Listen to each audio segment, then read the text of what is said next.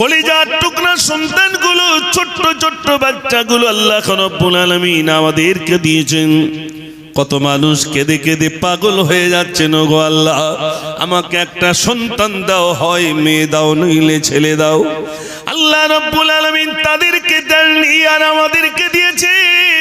ও সোনার ভাইরা, এমন একটা ছেলে আমি যদি দুনিয়ায় রেখে যেতে পারি, যে ছেলেটার ভিতরে উপযুক্ত শিক্ষা থাকবে, যে ছেলেটার ভিতরে দিন থাকবে, আর আমি কবরে শুয়ে যাব, আমার ওই ছেলেটা যত ভালো কাজ করবে, যত ভালো কাজ করবে, গরিবের সহায় হয়ে যাবে, গরিবের উপকার করবে, সমাজের দুস্থ সহায় মানুষদের সেবা করবে, কাউকে বা শিক্ষা দান করবে, আমার ওই ছেলেটা যত সমাজে ভালো কাজ করবে, আমি কবরে শুয়ে শুয়ে সওয়াব পেতে থাকবো। একটু জোরে বলুন না সুবহানাল্লাহ। ছেলে ভালো কাজ করছে, আপনি কবরে শুয়ে সওয়াব পাচ্ছেন। আর ছেলে যদি রাত দিন পিকনিকই যায়, আর পিকনিক মানে তো ঘোলা পানি খাওয়ার জায়গা, ঠিক বলছি না ভুল বলছি ভাই? ঘোলা পানি করছি, তোরা জানিস নি, তোলো পানি, ঠিক বলছি না ভুল বলছি ভাই? আমি দেখেছি ভাই, আপনার আমার কথা বিশ্বাস করতে হবে না। আপনারা হাসনাবাদ থানায় একদিন যাবেন, লকাবে গিয়ে দেখবেন কজন আছে ওখানে। যদি দেখেন 10 জন, নাম শুনবেন 8 জন মুসলমান। এখান থেকে বসিরহাট জেলখানায় যাবেন, জেলখানায় গিয়ে দেখবেন 300 জেল রক্ষী আছে, মানে কারারক্ষী। এই যারা জেলখানার ভিতরে বন্দী আছে, শুনে দেখবেন 250 মুসলমান। মদ যেখানে বিক্রি হয় সেখানে যাবেন, জিজ্ঞাসা করবেন যারা মদ বিক্রি করে, ভাই তোমার ক্রেতা মুসলমান বেশি না হিন্দু বেশি? উত্তর কি আসবে ভাই? একটু কথা বলে, মুসলমান বেশি। গ্রামের সুদখোর গণনা করে দেখা যাচ্ছে মুসলমান বেশি। কেন, কি কারণে মুসলমান দলে ভারী হলো? যত কুকর্মে মুসলমান কেন বেশি? এই পিকনিকে যত গাড়ি গেছে, গণনা করে দেখা যদি দেখেন, দেখলে বোঝা যাবে মুসলমান বেশি। ও সোনার ভাইরা আমার, আল্লাহর কাছে দোয়া করেন, আল্লাহর কাছে দোয়া চান, আমাদের সন্তানগুলোকে যেন আল্লাহ রাব্বুল আলামিন উপযুক্ত করে তোলেন। সমাজের এক একজন আল্লাহ রাব্বুল আলামিন, এক একজন আল্লাহ রাব্বুল আলামিন যেন কান্ডার বানিয়ে দেন, তাদেরকে যেন, ভাইরা আমার আল্লাহর কাছে দোয়া করুন, আমাদের সন্তানগুলোকে যেন সুশিক্ষা দেন।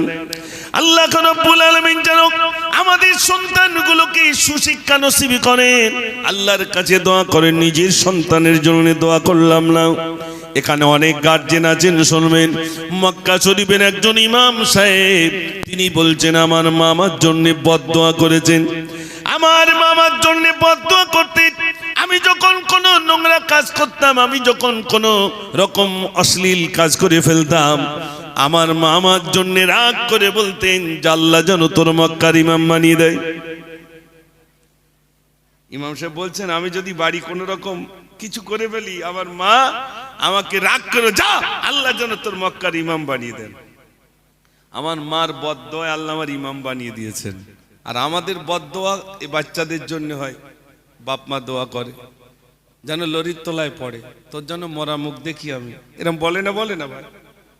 এটা বলবেন না। বাপ মার দোয়া কবুল হয় না, হয় না? একটু হ্যাঁ না বলেন। বদদোয়া নেক দোয়া দুটি কবুল হয় না, হয় না? কেমন কবুল হয়? বিদ্যুতের থেকে আরো দ্রুত গতিতে পিতামাতার দোয়াটা কবুল হয়ে যায়। একটু জোরে বলুন না সুবহানাল্লাহ। সন্তানের জন্য এই দোয়া কোনো মা যেন না করে, কোনো বাপ যেন না করে, যে আমি তোর মরা মুখ দেখতে চাই, তুই খানায় পড়ে, তুই লরির তলায় পড়। এই ভাষাগুলো মায়ের জবানে কি করে আসে, বাপের জবানে কি করে আসে ভাই? এই দোয়া করবেন না। এই জন্য দেখবেন অনেক মা দোয়া কবুল হয়ে গেছে, মা বেঁচে থাকতে সন্তান যাচ্ছে না ভাই? মা দোয়া করেছে, আল্লাহ আমি যেন আমার সন্তানের মরা মুখ দেখি, মা বেঁচে থাকতে দেখলো। কেন এই দোয়াগুলো মা করবেন? সন্তান এক ছাড়া অনেক অন্যায় করতে পারে, পারে না ভাই? ছেলে অন্যায় করেছে, মা ক্ষমা করে দেবে। ও সোনার ভাইরা, মায়ের দোয়া কেমন কবুল হয়ে যায় শোনেন। হযরত আলকামা মৃত্যু শয্যায় সেই তো তার কলমা জবানে আসে না, কলমা আসে না। সাহাবায়ে কেরাম আজমাইন গন্তানাকে কলমা পড়ান, কোনো মতেই জবানে কলমা আসে না। আল্লাহর নবীর কাছে গিয়ে বললেন, ইয়া রাসূলুল্লাহ, আলকামারের এত কলমা পড়াই কিন্তু কলমাটা তার নসিব হয় না, কোনো মতেই কলমা পড়তে পারে না। আল্লাহর নবী সাল্লাল্লাহু আলাইহি ওয়াসাল্লাম বললেন, ওর মা কি জীবিত আছে? ইয়া রাসূলুল্লাহ, জানি না। যাও যাও আলকামারের মা জীবিত আছে কি দেখো। খোঁজ নিয়ে দেখা গেল আলকামারের মা জীবিত রয়েছেন। ইয়া রাসূলুল্লাহ, আলকামারের মা জীবিত রইলেন। আল্লাহর নবী বললেন, আলকামারের মাকে ডেকে নিয়ে এসো। আলকামারের মাকে ডেকে আনা হলো। ও আলকামারের মা, আলকামারকে তুমি ক্ষমা করে দাও। আলকামারকে ক্ষমা করলে আলকামারের জবান থেকে কলমা নসিব হয়ে যাবে। আলকামারের মা বললেন, ইয়া রাসূলুল্লাহ, আমার ছেলেকে আমি ক্ষমা করব না, করব না। আমাকে এত কষ্ট দিয়েছি, আমাকে এত যন্ত্রণা দিয়েছি, আমি কোনোদিনের তো না আমার ছেলেকে আমি ক্ষমা করতে পারি না। আল্লাহর নবী সাল্লাল্লাহু আলাইহি ওয়াসাল্লাম বললেন, ও আলকামারের মা, আলকামারকে যদি ক্ষমা না করে দাও তাহলে কিন্তু জাহান্নামী হয়ে যাবে। মা বললেন, ইয়া রাসূলুল্লাহ, আমাকে এত কষ্ট দিয়েছি, আমাকে এত কষ্ট দিয়েছে, আমার ছেলেকে আমি ক্ষমা করতে পারি না। আল্লাহর নবী বললেন, এ আমার সাহাবারে, তোমরা এক কাজ করো, জঙ্গল থেকে কিছু কাঠ নিয়ে এসো। ওই কাঠগুলো এনে আলকামারের মায়ের সামনে আলকামারকে তোমরা জ্বালিয়ে দাও। মা দেখতে পাক আমার ছেলে আমার সামনে জ্বালিয়ে দেওয়া হয়েছে। আলকামারের মা বললেন, ইয়া রাসূলুল্লাহ, না, আমার ছেলে আমার সামনে জ্বলবে, আমি মা সহ্য করতে পারবো না। আমার ছেলে আমার সামনে আগুনে জ্বলবে, আমি মা সহ্য করতে পারবো না। আল্লাহর নবী বললেন, আলকামারের মা, এটা তো দুনিয়ার আগুন, জাহান্নামের আগুন 70 গুণ বেশি হয়ে যাবে। এটা তো এটা দুনিয়ার আগুন। দুনিয়ার আগুন যদি সহ্য না করতে পারো তাহলে বলো বলো, জাহান্নামের আগুনে তোমার ছেলেটা যখন জ্বলবে তুমি কেমনে সহ্য করবে? আলকামারের মা এবার বললেন, ইয়া রাসূলুল্লাহ, আমার ছেলেটাকে আমি ক্ষমা করে দিলাম। যেই না বললেন ক্ষমা করে দিলাম, সঙ্গে সঙ্গে আলকামারের জবান থেকে কলমাটা নসিব হয়ে গেল। একটু জোরে বলুন না সুবহানাল্লাহ। মায়ের দোয়া কবুল হয় না, হয় না? মা, মা একটা শব্দ।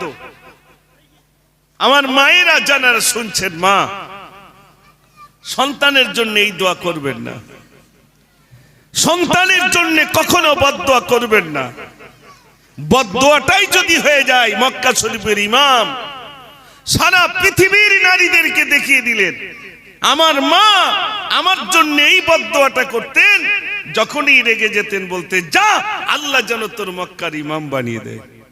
মায়ের বদদোয়াই তো আল্লাহ আমার মক্কা শরীফের ইমাম বানিয়ে দিয়েছেন। একটু জোরে বলুন না সুবহানাল্লাহ।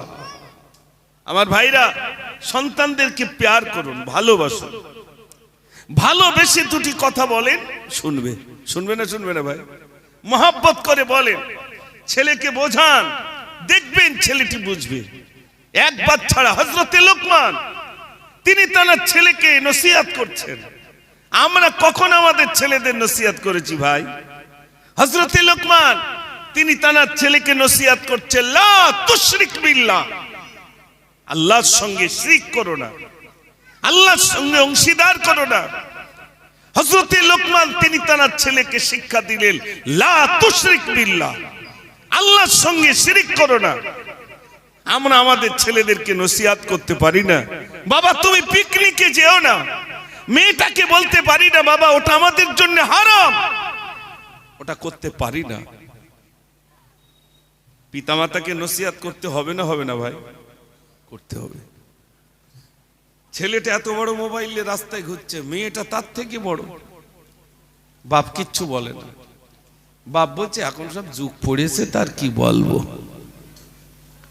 কাঠগলায় উঠতে হবে না, হবে না ভাই? আপনার রাগ করছেন? রাগের কিছু নেই, গার্জেনকে সেদিন কাঠগলায় তোলা হবে।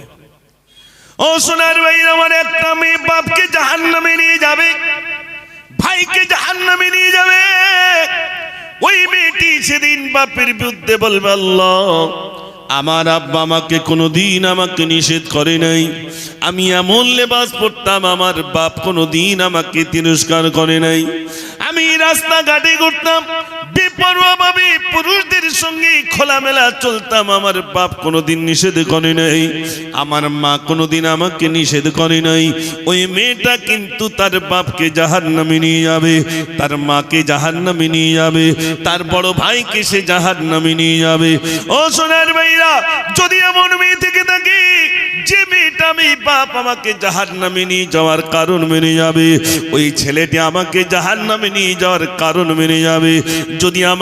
যদি আমি তাকে সুশিক্ষা না দিয়ে যাই, যদি আমি শরীয়তের হুকুম হাকাম সম্পর্কে যদি তাকে কিছু না করে যাই, যদি শয়তানি আকীদার উপরে সে চলে, মনে রাখবেন ভাইরা আমার, যতই বিলাত শুনি যতই যাই করি না কেন, ওই ছেলেটা ওই মেয়েটা সেদিন আমি বাপ আমাকে জাহান্নামে নিয়ে যাওয়ার কারণ মেনে যাবে। ওই ছেলে আর ওই মেয়ে আজ দেখেন রাস্তায় বেপরোয়াভাবে ঘুরছে না ভাই। ছেলেদের হাতে তো ছোট মোবাইল, ওদের হাতে আরো বড় বড় মোবাইল। ও সোনার ভাইরা, আমার সমাজ শেষ হয়ে যায়। এখান থেকে 20 বছর পূর্বে, 25 বছর পূর্বে, 30 বছর পূর্বে রাস্তা দিয়ে যদি কোনো মানুষ যেতেন, ওই রাস্তা দিয়ে যদি কোনো দাদি কোনো চাচি আসতেন, হয়তো বরকা পড়তেন না, কিন্তু এত ঘোমটা টানতেন মনে হয় যেন চটকে পড়ে যেতে পারে। ও সোনার ভাইরা, এখন তো আমরা অনেক বাড়িতে যাই, কিন্তু বলুন ওই ঘোমটা, ওই ভাইরা আমার, ওই আদব আর কি নারীদের ভিতরে আছে? ওই পর্দার আছে? মা গোসল করতে পুকুরি, ছেলেটার পাড়ে দাঁড় করিয়ে রেখেছে, বলছে যদি কোনো লোক যায় তো বলিস। একটা লোক আসছে, হাঁড়ি কলসি বিক্রি করতে আসে, প্রথমে ও আসছে সাইকেলে, তো জমা লোক আসছে, মা তখন তাকিয়ে দেখে সে আমাদের সে হাঁড়ি কুড়ি বিক্রি করতে আসছে, তাহলে ও আবার লোক কবে হয়ে তারা? ও লোক না। তারপরে ছেলে দাঁড়িয়ে রয়েছে, তারপর দেখে ফুসকাওয়ালা আসছে, তখন ছেলে বলছে আমার লোক আসতেছে বলো। মা এবার তাকিয়ে দেখে পুকুরি পাট দিয়ে ওই ফুসকাওয়ালা যাচ্ছে, মা তখন এই ও তো আমার কাছে ফুসকা খাট দেয়, ও প্রত্যেক দিন আসে, তো আবার লোক কিসি? ছেলে আর কিছু বললেন। এখন ইমাম সাহেব টুপি মাথায় দিয়ে আসছিল, যেই একজন টুপিওয়ালা দাড়িওয়ালা আসছে, ছেলে দেখলো দুবার বলিস না, মা বলতো আমার গাল লোক, এবার আর বলবো না, এ তো আমার গাঁ মসজিদের ইমাম সাহেব। ইমাম সাহেব যেই যাচ্ছে, মা দেখি সর্বনাশ, ছেলে কি আরে লোক যাচ্ছে তুই কিচ্ছু বললি না? ছেলে তখন বলছো মা প্রথমে বললাম, তুই বলে ও হাঁড়ি কুড়ি বিক্রি করতে আসো আমার গাল লোক, ফুসকাওয়ালার কথা বললাম ওটা তুমি আমাদের লোক, তা লোক কি তালি ওই টুপিওয়ালা দাড়িওয়ালা? বুঝতে পারেনি ভাই, লোক তো টুপিওয়ালা দাড়িওয়ালা। চাচি মারা গেছে, মারা যাওয়ার পরে কবরের উপরে কাপড় ধরে রেখে দিয়ে যায়, একদম উঁচু করিসনি, পর্দা, তাই তো নাকি ভাই? মহিলা মারা গেলে আমরা এটা করি তো। আর ওই চাচি ফুচকাওয়ালার পাশে দাঁড়িয়ে দাঁড়িয়ে যেভাবে ফুচকা খেয়েছে, আর শাড়ি ব্যাপারীর পাশে যেভাবে শাড়ি কিনেছে, তখন কি পর্দা ছিল বলে মনে হয় ভাই? আল্লাহ কেউ কথা বলে না, তখন পর্দা ছিল। মরে যাওয়ার পরে চার কোনা চারজন ধরে একদম যেন উঁচু না হয়। বেঁচে থাকতে পর্দা করেনি, মরণের পরে পর্দা। আল্লাহ, বেঁচে থাকতেই তো পর্দা করার দরকার ছিল। এই শীতকাল কত চাচি রাস্তার পাশে চুল মেলে দিয়ে চুল শোকাচ্ছে, কত ভাবেই চুল শোকাচ্ছে তার ঠিক নাই। বলুন, একটা পুরুষের নজর নারীর যে অঙ্গে লাগবে সেটাই জাহান্নামে জ্বলবে। ও সোনার ভাইরা আমার, আমি আপনাদের কাছে বলছিলাম উপযুক্ত সন্তান করে তুলুন, উপযুক্ত একটি মেয়ে করে তুলুন, উপযুক্ত যদি করে তুলতে পারেন, তার ভিতরে যদি আল্লাহর ভয় থাকে, বিশ্বাস করুন সমাজের মানুষ তার দ্বারা উপকৃত হয়ে যাবে। হযরত ওমর ফারুক রাদিয়াল্লাহু তাআলা ও সোনার ভাইরা, হযরত আবু বকর সিদ্দিক রাদিয়াল্লাহু তাআলা ভাইরা আমার, তাদের ছোট্ট একটি ওয়াকিয়া দৃষ্টান্ত দিলে আপনারা বুঝবেন পর্দার কতটা প্রয়োজন আছে, কতটা প্রয়োজন আছে। আপনাদের কষ্ট হচ্ছে নাকি? একবার আওয়াজ দেন দেখি, নারে তাকবীর। কই আওয়াজ হয়, কই নারে তাকবীর। কাঁদি জয়নাব কাঁদি কুলসুম কাঁদি সাকিনা, খাইলি দুলদুল ফিরে এলো, হুসাইন এলো না। কাঁদি জয়নাব কাঁদি কুলসুম কাঁদি সাকিনা, আল্লাহুম্মা সাল্লি আলা, সবাই পড়ে, মাওলানা মুহাম্মদ ওয়া আলা আলি সাইয়্যিদিনা সাল্লাল্লাহু আলাইহি ওয়াসাল্লাম। ভাইরা আমার, বাড়িটাকে ইসলামী পরিবেশ তৈরি করুন। ছোট্ট ছেলে, আপনি গার্জেন, আপনার ছেলে স্কুলে যাক, আমি মানা করছি না, আপনার ছেলে মাস্টার হোক, ডাক্তার হোক, শিশুবেলায় বাচ্চাটাকে আপনি সালাম দেন, আসসালামু আলাইকুম, বাচ্চা আপনাকে বলবে ওয়ালাইকুম আসসালাম। বলবে না, বলবে না ভাই? এখন এই সালাম দেওয়াটা কি মসজিদের ইমাম সাহেব শেখাবে না বাপ মা শেখাবে? এই বাচ্চাগুলো আপনাদের এখানে আমি জলসায় এসেছি, ওদের বলতে হয়নি, ওরা আমার গাড়ির কাছে গিয়ে সব সালাম দিয়েছে। হুজুর দেখি কিন্তু ওরা সালাম দিল, অথচ বাপ মাকে দিচ্ছে না। কারণটা কি বলুন তো? বাপ মাকে এই জন্য সালাম দিচ্ছে না যে বাপ মা তাকে শেখায়নি, তাই তো নাকি ভাই? যার কারণে ওই বাচ্চাটা হুজুর দেখলে সালাম দিচ্ছে, কিন্তু বাপ মাকে সালাম দিচ্ছে না। এই জন্য আমার ভাইরা, আজ থেকে নিয়ত করুন যে আমার ছোট্ট বাচ্চাটাকে আমি সালাম দেওয়া শেখাবো। আমার এই ছোট্ট বাচ্চাটা পিকনিকে যাওয়ার জন্য বড় অন্তরের ভিতরে তার পিকনিকে যাওয়ার শখ জেগেছিল, এই শখটাকে আমি বর্জন করাবো আমি বাপ। কেন, কিভাবে? তার প্রতিনিয়ত তাকে তালিম দেওয়া, তাকে নসিহত করা। আমরা যত গার্জেন আছে, আমার ছেলেটাকে নসিহত আমি করব, লাঠি দেখিয়ে নয়, ভয় দেখিয়ে নয়, তাকে সুন্নতের কিছু তরতিব আপনি তাকে শেখান। খাওয়ার সময় দস্তরখানা বিছিয়ে দেন, দোয়া বলে দেন। আব্বু তুমি দোয়া জানো? তুমি বলো আল্লাহুম্মা বারিক লানা ফিমা রাযাকতানা ওয়া কিনা আযাবান নার। বাচ্চাকে শেখান, বাচ্চাটাকে বলেন আব্বু খাওয়ার মাঝে মাঝে দোয়া বলতে হয়। আমি আমার মাদ্রাসার ছেলেদের, আমি গোসল করতে যাব, তার 4-5 জন বসা, আমি বলি একটা ভুল হয়ে গেছে যে, সব ছেলেরা বলছে হুজুর কি? আমি বলি গোসল করতে যাবো, সেই নিয়তটা আমি ভুলে গেছি। অথচ আমি জানি তো আমার এই বাচ্চাগুলোর ভিতরে কিভাবে আমি ওদের মুখ থেকে, জবান থেকে গোসলের নিয়তটা আমি শুনবো। তাই আমি বলছি বাবু তুমি একটু বলো তো।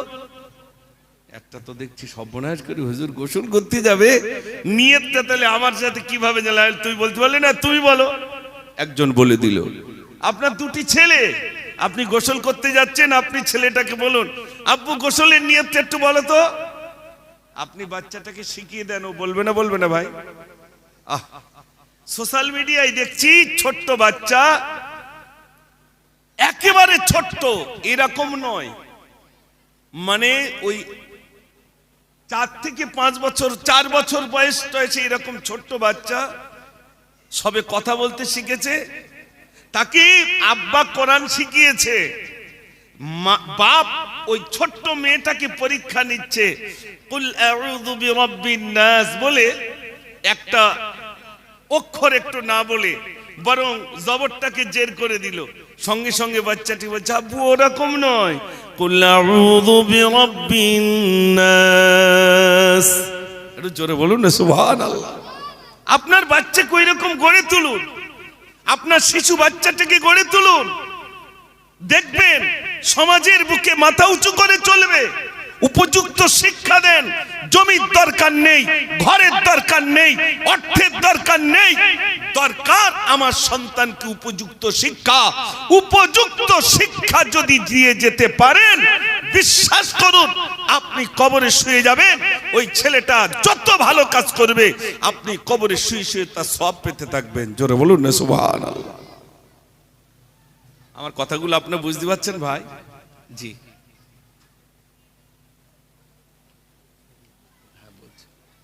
আচ্ছা জি জি জি মাশাআল্লাহ। আজকে আমি আমাদের ছেলেগুলোর কিছু তৈরি করার কিছু কথা আপনাদের কাছে শেয়ার করেছি। এখন হয় এক নইলে দুই, হয় একটা বাচ্চা নইলে দুটো বাচ্চা, মানে একটা ছেলে একটা মেয়ে হলে খুব ভালো হয়, এর বেশি যেন না হয়। আর মাদ্রাসায় একটা ছেলে আছে, আমি তার জিজ্ঞেস করি তোরা কয় ভাই বোন? তো হচ্ছে হুজুর 10 ভাই, মানে 7 ভাই বাকিগুলো বোন। চিন্তা করতে পারেন, 10 ভাই বোন, ছোট্ট বাচ্চা সে ওখানে পড়ছে, আমি অবাক হয়ে যাই। এখন কোথায় 10টা বাচ্চা? হয় 1 নইলে 2, হয় একটা নইলে দুটো, তার বেশি নয়। খাওয়াবে কে? কেরা ওদের মানুষ করবে? একটা হবে তো মানুষের মতো মানুষ তৈরি করবো, এরকম মন মানসিকতা আছে না নাই ভাই? আছে মানুষের। সত্যি কথা বলুন তো, ওই 7টা ছেলে যা বদমাইশ না, এই একটা কি 7টার থেকে বেশি না কম বলে মনে হয়? একটা নিচ্ছে নাজিয়াল হয়ে যাচ্ছে, একটা নিয়ে যদি এই পেরেশান, তার একটা হলে কি হতো? আসলে তা না। ও সোনার ভাইরা আমার, এজন্য আমি আপনাদের কাছে বলবো, আমাদের সন্তানগুলোকে আমরা দুনিয়ায় বেঁচে থাকাকালীন সুশিক্ষা দিয়ে যাব, তাদেরকে নামাজি বানিয়ে যাব, তাদেরকে কোরআন পড়নেওয়ালা আমি বাপ বানিয়ে যাব। আমি যদি নামাজ পড়ি আমার ছেলেটা নামাজি হবে। ও সোনার ভাইরা, আমি যদি নামাজ পড়ি আমার ছেলেটাও নামাজ পড়বে, যেহেতু আমি নামাজের তাগিদ করব। আর আমি যদি কুকর্ম করি আমার ছেলেটা কিন্তু গুলো ফলো করবে না, করবে না। বাপ যেভাবে চলবে সন্তান কিন্তু গুলো ফলো করে। এই জন্য এখানে যত গার্জেন আছি, আমাদের সন্তানগুলোকে উপযুক্ত করে তোলার জন্য আজ থেকে নিয়ত করুন, আমি বেঁচে থাকতে থাকতে আমার ছেলেটাকে আমি উপযুক্ত শিক্ষা দেব। আমার জীবনের সমস্ত অর্থগুলো যদি শিক্ষার পিছনে যায় তাও যাবে। আমার ছেলের জন্য কিছু না করতে পারলেও আমি উপযুক্ত শিক্ষা দিয়ে তবে আমি কবরে যাব। ও সোনার ভাইরা, এমন শিক্ষা আপনি দেন, ভাইরা আমার কলেজে গেলে সেখানে যেন লেকচারার হয়ে যেতে পারে, আবার মসজিদে যদি যায় মসজিদের ইমামতি যেন করতে পারে, আবার ব্যাংকে যদি যায় সেখানে যেন কম্পিউটার চালাতে পারে, আবার যদি কোনো স্কুলে যায় যে কোনো সাবজেক্ট দিলে বাচ্চাটা পড়াতে পারে। এমন শিক্ষা যদি আপনি আপনার ছেলেটাকে দিয়ে দিতে পারেন, ওই বাচ্চাটির দ্বারাই দুনিয়া এবং আখিরাত তার জন্য ভালাই হয়ে যাবে। একটু জোরে বলুন না সুবহানাল্লাহ। সোনার ভাইরা আমার, আজ সমাজের দিকে তাকান, বাড়ি বাড়ি বিধর্মীরা আমাদেরকে বলে মুসলমানেরা শিক্ষা থেকে অনেকটা পিছিয়ে, শিক্ষা থেকে অনেকটা দূরে। এজন্য ভাইরা আমার, সত্যি তোমরা শিক্ষা থেকে অনেকটা দূরে রইলাম। আমরা শুধু পয়সা উপার্জন করতে শিখেছি। মনে রাখবেন, আমার তকদিরে যতটা রয়েছে, তকদিরের উপরে আমরা বিশ্বাস করেছি। আমানতু বিল্লাহি, আমি ঈমান আনলাম আল্লাহর উপরে, ওয়া মালাইকাতি, ফারিস্তাদের উপরে, ওয়া কুতুবিহি, কিতাবের উপরে, ওয়া রাসূলিহি, রাসূলের উপরে, ওয়াল ইয়াউমিল আখির, আখিরাতের উপরে বিশ্বাস করেছি না করি না? আমরা তকদিরের উপরে বিশ্বাস করেছি। আমাদের নসিবে যেটা আছে সেটাই হবে, তাছাড়া বেশি হবে না। তাহলে আপনারা বলুন, আগামী কাল কত টাকা উপার্জন করব আর না করব, আমার তকদিরে যেটা আছে তাছাড়া কি কেউ বেশি নিতে পারবে? জোরে বলেন। বসিরহাট হুজুর বাংলাদেশে ওয়াজ করতে যাচ্ছেন, শুনে নেন ভাইরা। বাংলাদেশে ওয়াজ করতে গেলেন, নৌকায় করে গেলেন। ভাইরা আমার, এক নৌকা লোক নিয়ে তিনি বাংলাদেশে নোয়াখালী ওয়াজ করতে গেলেন। ওয়াজ করে যখন নৌকায় ফিরছেন, শিষ্যরা জিজ্ঞাসা করছে, হুজুর আমরা তো জলসা আপনার সঙ্গে গিয়েছিলাম, আপনার হাদিয়া দিয়েছে কত? হুজুর বললেন, বাবা শুনতে হবে না। সবাই শিষ্যরা বলে, হুজুর একটুখানি বলুন আপনার হাদিয়া দিয়েছে কত? হুজুর বললেন, বাবা 4 আনা। সবাই বললেন, হুজুর এই নৌকা ভাড়া করে নোয়াখালী পর্যন্ত যেতে 12 আনা খরচ হলো, আর আপনাকে 4 আনা দিল, আপনি মেনে নিলেন। হুজুর বললেন বাবা এটাই আমার তকদিরে রয়েছে, তোমরা বললে 12 আনা হবে না, 8 আনা হবে না, ওই 4 আনাটাই আমার তকদিরে আছে, ও ছাড়া বেশি হবে না, কম হবে না। একটু জোরে বলবেন না সুবহানাল্লাহ। হুজুর দেখিয়ে দিলে এটা আমার তকদিরে আছে, এছাড়া বেশি হবে না, এছাড়া বেশি হবে না। ও সোনার ভাইরা, এজন্য আমি আপনাদের কাছে বলে যাই, এই ছোট্ট একটি জায়গার ভিতরে যুবক নজনেরা, ছোট্ট ছোট্ট বাচ্চারা এই জলসাটা দিয়েছে, আলহামদুলিল্লাহ সত্যি আমরা আনন্দিত। তবে এখানে যারা কার্যন অভিভাবক রইলাম, আজ থেকে আমরা নিয়ত করি, আমার ছেলেটা স্কুলে পড়ে তো কি আছে, আমার ছেলেটা মাদ্রাসায় পড়ে তো কি আছে, আমার ছেলেটাকে আমি উপযুক্ত শিক্ষা দিয়ে আমি কবরে যাব। যদি উপযুক্ত শিক্ষা দিয়ে কবরে যেতে পারেন ভাইরা আমার, বিশ্বাস করুন ওই ছেলেটা অন্তত আপনার জন্য 2টো হাত তুলে বলবে আল্লাহ রাব্বুল আলামিন বলে দিয়েছেন, ওরে আমার বান্দা তোর আব্বাকে আমি ডেকে নিলাম, তুই এই বলে দোয়া কর, রব্বিরহামহুমা কামা রাব্বায়ানি সগীরা। ও ভাইরা আমার, ওই ছেলেটি অন্তত কবরের দানে আমি বাপ আমার পাশে গিয়ে বলবে আল্লাহ আমার আব্বার জীবনের ত্রুটি তুমি ক্ষমা করে দাও। সন্তান 2টো হাত তুলে কাঁদবে। এখানে যারা আছেন সত্য কথা বলুন, আমি বাপ হিসাবে সন্তান আমার জন্য যতটা কাঁদবে, গায়ের মানুষ কি তাদের চোখ কতটা পানি আসবে? একটু জোরে বলেন। না আসবে না। সন্তান বাপের জন্য কাঁদবে, চোখের পানি ফেলবে। আল্লাহ বলেন বান্দা তুই কাঁদিস না, তোর আব্বাকে আমি ডেকে নিলাম, তুই এই বলে দোয়া কর, রব্বিরহামহুমা কামা রাব্বায়ানি সগীরা। ওরে আমার বান্দা, তোর চোখের পানি নাকি ডগা আসার পূর্বে আমি রব্বুল আলামিন, ওরে আমার বান্দা তোর দোয়াটা আমি কবুল করে নিলাম। একটু জোরে বলুন না সুবহানাল্লাহ। একটা উপযুক্ত ছেলে যদি বানিয়ে যেতে পারে, ও প্যান্ট পরেছে তো কি আছে, চুল ভিন্ন স্টাইল করেছে তো কি আছে, অসুবিধে নেই, যদি কিনা তার ভিতরে অন্তত ইসলামিক জ্ঞান তার ভিতরে যদি ন্যূনতম থাকে, অন্তত বাপের জন্য একটু দোয়া চাইবে না? চাইবে না ভাই? কথা বলে চাইবে। তাই আমি আপনাদের কাছে বলবো, আজকের দিন এই ছোট ছোট বাচ্চারা এই সুন্দর ইন্তজাম করেছে, তাতে আপনার খুশি না বেজার? খুশি, আলহামদুলিল্লাহ। বাচ্চারা চায় যে হুজুরের মুক্তি 2-4টি গজল শুনবো, আর আমি বলতে হয়, কারণ এই জলসাটা দিয়েছে কুচো কাচারা, ওরা এসব উঠে গেছে, দেখেছেন? ওরা বুঝতে পেরেছে যে আমাদের খোরাক আমরা পাচ্ছি না, যার কারণে ওরা উঠে চলে গেছে।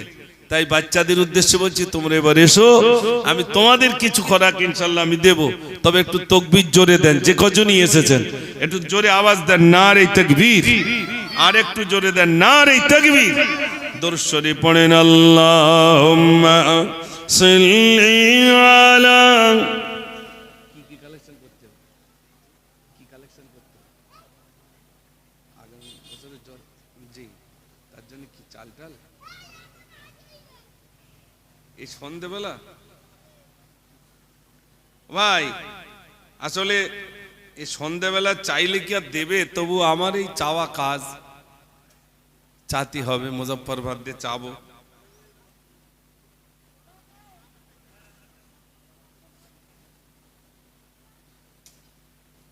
তোমার দেখা যদি স্বপ্নেতে হয়, রসুল স্বপ্নেতে হয়। তোমার দেখা যদি স্বপ্নেতে হয়, রসুল স্বপ্নেতে হয়। তোমার দেখা যদি স্বপ্নেতে হয়, রসুল স্বপ্নেতে হয়। তোমার দিদার আশায় মনে জ্বালা হয়, মোর মনে জ্বালা হয়। তোমার দেখা যদি স্বপ্নেতে হয়, রসুল স্বপ্নেতে হয়। তোমার পরশ পেয়ে কাফির বেদিন তারা ঈমান পেল। তোমার ইশারায় রাসূল চাঁদকে দিলে চাঁদ টুকরা হলো, তোমার পরশ পেয়ে কাফির বেদীন তারা ঈমান পেল। তোমার গন্ধ যদি ফুলে দেওয়া হয় ফুল সুরভিত হয়, তোমার দেখা যদি স্বপ্নেতে হয় রাসূল স্বপ্নেতে হয়, তোমার দেখা যদি স্বপ্নেতে হয় রাসূল স্বপ্নেতে হয়। তোমার ইশারা রাসূল চাঁদকে দিলে চাঁদ টুকরা হলো, তোমার পরশ পেয়ে কাফির বেদীন তারা ঈমান পেল। তোমার ইশারা রাসূল চাঁদকে দিলে চাঁদ টুকরা হলো, তোমার পরশ পেয়ে কাফির বেদীন তারা ঈমান পেল। তোমার গন্ধ যদি ফুলে দেওয়া হয় ফুল সুরভিত হয়, তোমার দেখা যদি স্বপ্নেতে হয় রাসূল স্বপ্নেতে হয়, তোমার দেখা যদি স্বপ্নেতে হয় রাসূল স্বপ্নেতে হয়। তোমার দিদার আশায় মনে জ্বালা হয় মোর মনে জ্বালা হয়, তোমার দেখা যদি স্বপ্নেতে হয় রাসূল স্বপ্নেতে হয়। নারে তাকবীর। আমি যাওয়ার আগে আগামী বছর মানে গত বছরে এই সময় এসেছিলাম, গত বছর এসেছিলাম। ভাই তো আমার মাদ্রাসায় গেছেন আলহামদুলিল্লাহ। আগে একটা মাদ্রাসা ছিল, এবার দুটো মাদ্রাসা করার সুযোগ আল্লাহ দিয়েছেন।